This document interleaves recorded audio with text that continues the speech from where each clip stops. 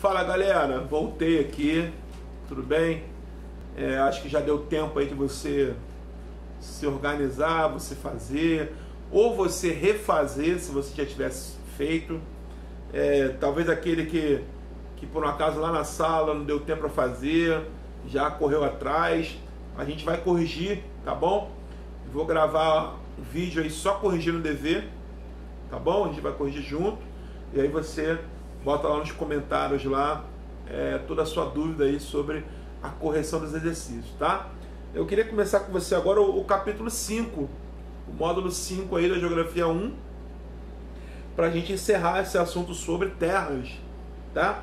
Vai falar dos avanços da fronteira agropecuária e os desafios que o Brasil tem nos próximos anos. O que você acha? Qual seria aí hoje o principal desafio do país, Brasil como um todo, com relação aos avanços da agropecuária? O que você acha? O que vem na tua mente quando você fala sobre esses desafios aí? Então eu vou te dar aqui uma posição minha, professor Leandro, para te ajudar um pouco sobre isso. Você imagina que a ocupação do Brasil se iniciou no Nordeste, né, no litoral nordestino. E ali já houve a primeira, entre aspas, expansão agrícola, que foi a cana-de-açúcar, né? E aí o Brasil passou por outros ciclos, né, do café, o ciclo aí da madeira, o ciclo do ouro, e a gente foi nesse processo, o ciclo da borracha. Hoje a gente, olhando aqui para os 4 cantos do Brasil, a gente vai procurar local que ainda não foi explorado, né? Áreas ainda que não foram exploradas. Dentre elas, a que mais não vai chamar atenção é a Amazônia, né? O bioma da Amazônia é um bioma que o homem ainda não assim explorou comercialmente todo o potencial que ali tem. Apesar de que a gente tem acompanhado aí quase que diariamente o aumento do desmatamento no Brasil, a gente tem visto notícias aí, se são tendenciosas ou não, a gente não tem como comprovar isso agora, mas dizem que o desmatamento ali na região do Mato Grosso, a região do Amapá, a região aqui do Pará, um pedaço aí de Tocantins, tem sido assim grande, né? Então a nossa floresta ela está sendo desmatada pelas beiradas, né? Então, mas eu quero chamar a atenção que essa fronteira agrícola do bioma amazônico, do norte do Brasil, é uma fronteira que precisa ser explorada de uma forma bem diferente, né? Porque os outros biomas que o Brasil teve, eles foram colocados abaixo, né, desmatado, destruído, para depois plantar ali, ganhar dinheiro ali. Na Amazônia não dá para fazer isso. Na Amazônia a gente precisa associar a preservação da floresta com os recursos que ela pode dar. E aí existe hoje uma técnica chamada agrofloresta, né, que é você plantar dentro da floresta sem desmatar. É lógico que não dá para fazer com toda a cultura, talvez não dê para fazer de uma forma tão comercial como o homem imagina que dê, mas assim, também é uma possibilidade de se explorar ali e continuar preservando a floresta. É só uma opinião, é só um ponto de vista de um humilde professor. Eu sei que talvez você já está lendo outras coisas, já está percebendo que tem muita coisa mais à frente do que isso, mas é uma situação que a gente precisa entender.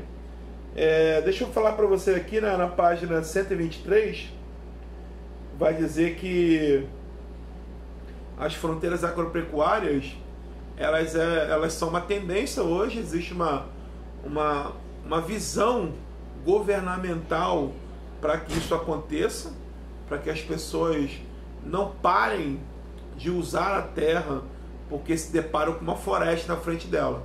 Não, vamos avançar, mas continuar com esse bioma preservado, esse bioma de pé, ok? Aí aqui na página 123 vai falar das aberturas e dos fechamentos das fronteiras agropecuárias. nesse processo, né, de abertura, ou por exemplo assim, ó, o governo está incentivando que haja uma exploração da agropecuária na Baixada Fluminense, vamos colocar assim na prática. O governo vai começar a dar incentivos governamentais, como empréstimos, isenção de impostos, não vai multar, vai tirar as multas, se possível. O que acaba acontecendo? Vai começar a ter mais conflito, porque essas terras aqui são terras ocupadas. Então os conflitos de terra tendem a aumentar no Brasil. Com essa política de abertura das fronteiras agrícolas, inclusive para outros países, outras empresas virem de fora e explorar o nosso campo aqui no Brasil, vai gerar sim mais e mais conflito. Agora tem que esperar um pouco para ver o que vai acontecer. O que mais assim nos chama atenção são essas grandes culturas aí que precisam de espaços enormes, e aí vai mudando muita coisa, né? Vai mudando o ecossistema, vai mudando a fauna, vai mudando a flora, vai mudando o clima da região, vai mudando o volume de água, a chuva, os rios. Você chega com muitos maquinários, você tem áreas gigantescas de milhares e milhares de hectares, e aí você acaba mudando todo o visual, toda a biodiversidade daquela região. Esses são chamados de commodities, ou seja, os produtos valiosos no mercado internacional, tá? Como a soja, o milho, o café, a cana-de-açúcar, e se não for na agricultura e pecuária, os hidrocarbonetos, petróleo, carvão, a borracha, não é verdade? Então, são muitas categorias que geram muita riqueza. A carne, por exemplo, carne bovina, carne suína, as aves também é uma coisa assim, impressionante, e precisa-se de uma logística muito grande. Então as fronteiras aí, as permissões que os governos precisam dar, tem que ser permissões assim gigantescas, tá bom? Tá aqui no último parágrafo que fala assim, ó: as principais consequências da expansão da fronteira agrícola foram a ampliação da área a ser utilizada na agricultura e pecuária do país, ou seja, o país agora tem mais áreas destinadas a isso e menos áreas destinadas à indústria, ok? Existe uma contrapartida aí. O desmatamento, que tem aumentado, com certeza vai aumentar, e o aumento da concentração fundiária. O que é o aumento da concentração fundiária? Poucas pessoas são donos de muitas terras. Então, lá no capítulo 4, a gente ia falar de um assunto que, quando chegou no momento da história do país, a lei das terras, foi proibido doar terras no Brasil, a não ser se você comprasse, né? Para você ter terra no Brasil, tinha que comprar. O que isso aconteceu? Permitiu que quem fosse rico e já pudesse comprar terras, não desse oportunidade para o pobre comprar. Então, comprava-se mais. Então, o rico passou a ter condição de ter mais terras, e o pobre acabou ficando sem oportunidade aí, sem ter o que fazer. Por isso que ele fala que aumenta a concentração fundiária, ou seja, muito mais terras hoje nas mãos dos mesmos donos, dos mesmos proprietários. Ok? Avança aí um pouquinho. Aí na página 124 vai falar da grilagem, bota até um grilo aí para exemplificar isso. Vai dizer sobre o grileiro, ele dá legalidade àquela terra que foi muitas das vezes não conquistada com suor do seu rosto, tá bom? A gente já falou sobre isso aí. No tópico 2 vai falar que na metade do século XX muitos governos brasileiros, dentre eles Getúlio Vargas, foi um cara que tinha uma visão de interiorizar o Brasil, levar o desenvolvimento para o centro e para o norte do Brasil. Isso aí, infelizmente, foi às custas de muito desmatamento, de muito muita devastação aí do meio ambiente, e hoje a gente está pagando um preço aí caríssimo aí. Falou? Tá aqui, ó, na página 124, filho, dá um pouquinho d'água ali para mim. Na página 124, vai dizer assim, ó, no parágrafo aqui, penúltimo parágrafo, vai dizer assim, ó, na Amazônia, a ditadura militar, preocupada com a segurança nacional, estimulou o projeto de ocupação da Amazônia, dentro da lógica do, olha a frase, olha o slogan aí, integrar para não entregar. Ou seja, se a gente ficar daqui só olhando a Amazônia, a gente vai entregar ela na mão de outros países. Então vamos fazer o seguinte, vamos integrar a Amazônia dentro da economia do Brasil. E aí vocês sabem que a grande estratégia do governo militar foi criar a Zona Franca de Manaus. Zona Franca de Manaus. A partir dali, ia-se ter um desenvolvimento econômico e industrial naquela região, e a gente ia mostrar para o mundo que ali não era só uma floresta que a gente ficava admirando a sua beleza. Ali poderia também ser uma área de exploração econômica. Só que vocês veem que hoje a região norte como um todo, ela representa em torno de 8% do PIB brasileiro.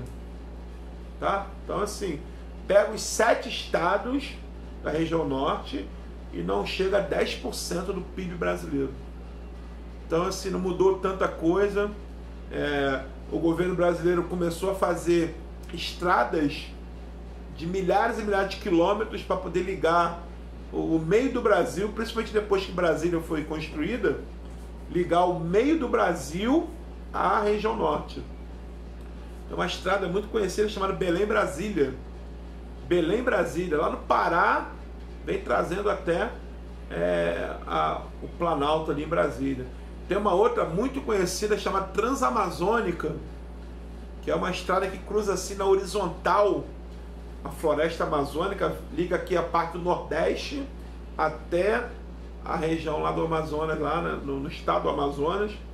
É uma estrada totalmente sem sentido nenhum, não liga nada a lugar algum, uma estrada que grande parte dela não é nem asfaltada, não tem iluminação, os animais transitam ali porque foi aberta uma veia no meio da floresta, literalmente no meio da floresta, e infelizmente muitas árvores ali foram colocadas abaixo, muitos animais morreram, e abriu um precedente interessante.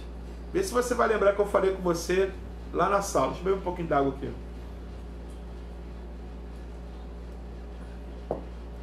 Eu lembro que eu falei lá na sala que nessa região habitavam os índios, né? Os índios, seringueiros, os madeireiros habitavam nessa região. Quando o governo resolveu industrializar, né, integrar essa região do Brasil e começou a criar estradas para poder os caminhões circularem, para a economia fluir e tal, as estradas ficaram abandonadas porque são centenas de quilômetros, não tem fiscalização quase nenhuma. Aí abriu um precedente curioso que os índios começaram a fazer barreiras, e fazem até hoje barreiras para cobrar pedágios nessas regiões, até porque muitas estradas ali, não só a Transamazônica, mas outras, cortaram aldeias indígenas ao meio. Então assim, as aldeias ficaram divididas entre uma estrada e outra, e os índios passaram a se intitularizar donos dessa passagem aí. Então o que acabava acontecendo era que passou um caminhão ali, os índios levantavam uma corrente lá, uma corrente aqui, paravam o caminhão, tem que pagar um pedágio.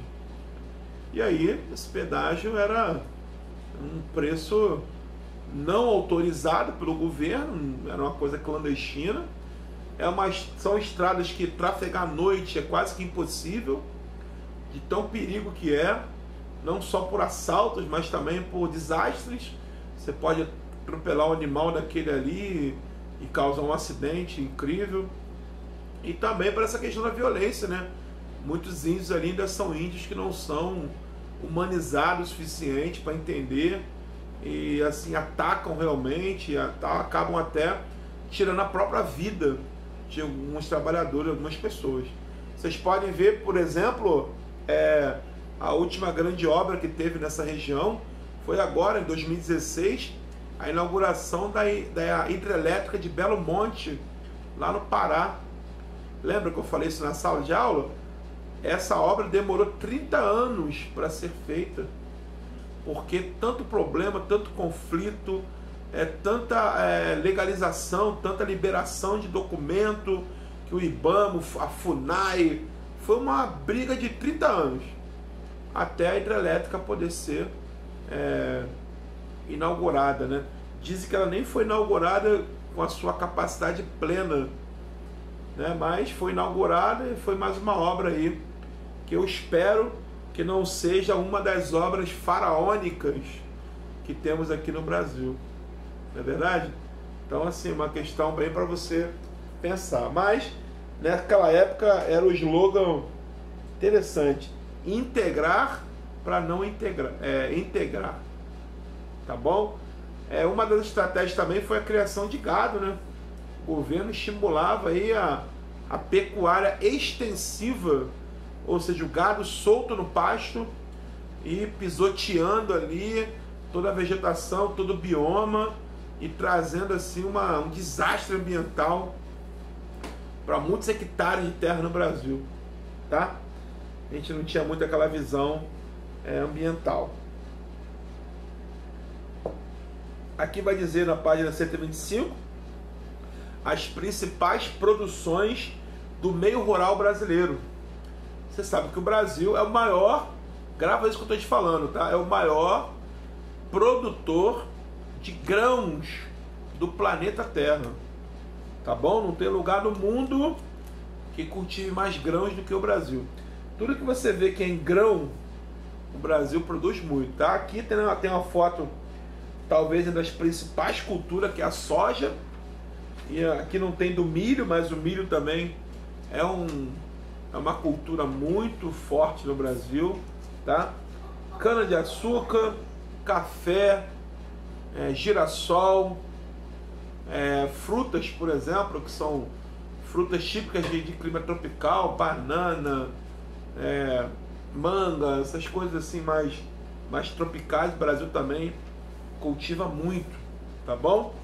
Então, assim, a gente não tá assim tão amedrontado com a questão assim dessa logística. Pelo contrário, o Brasil, eles têm tido posicionamentos bem interessantes com relação a isso.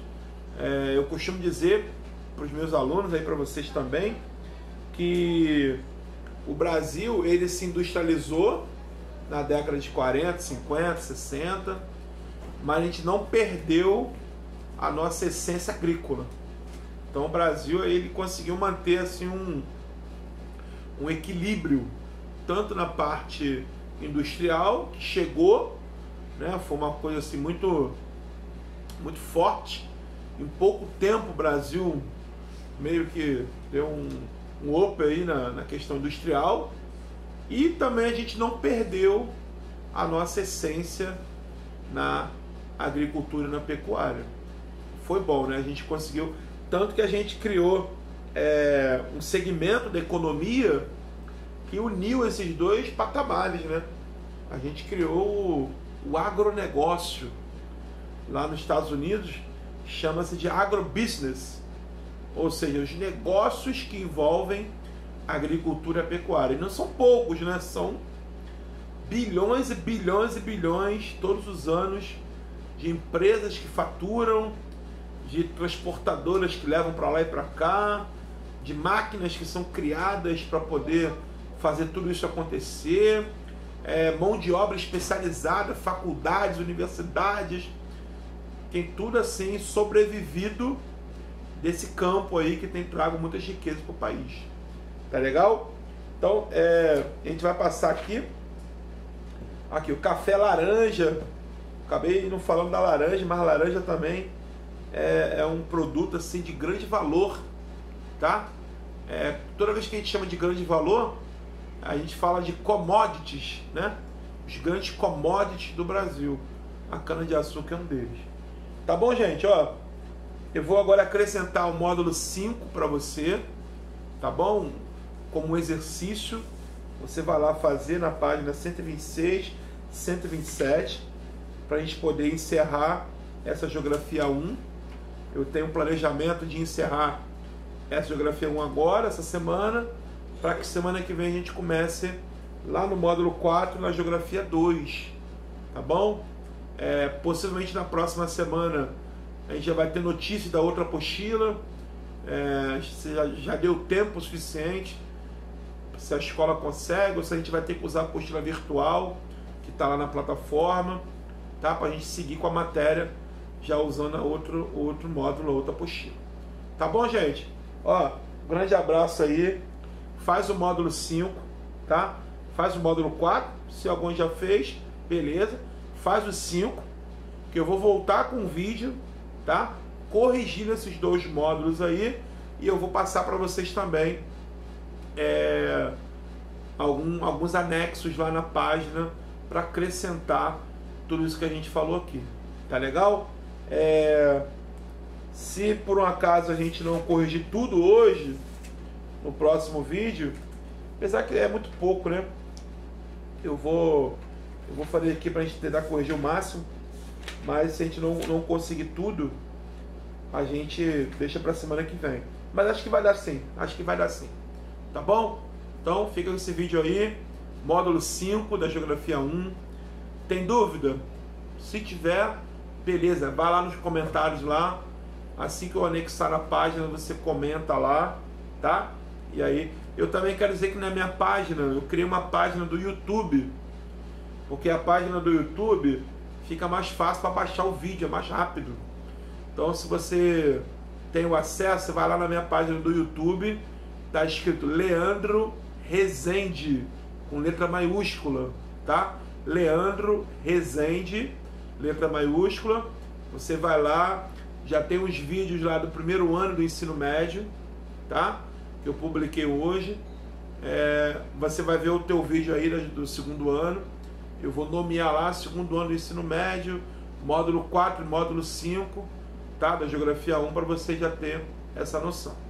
Tá bom, gente? Eu não quero deixar o vídeo muito longo, porque depois fica ruim dele baixar todos esses minutos aí. Então tá, um abraço aí, até a volta aí que a gente vai estar corrigindo os exercícios, tá bom? Um abraço aí para vocês.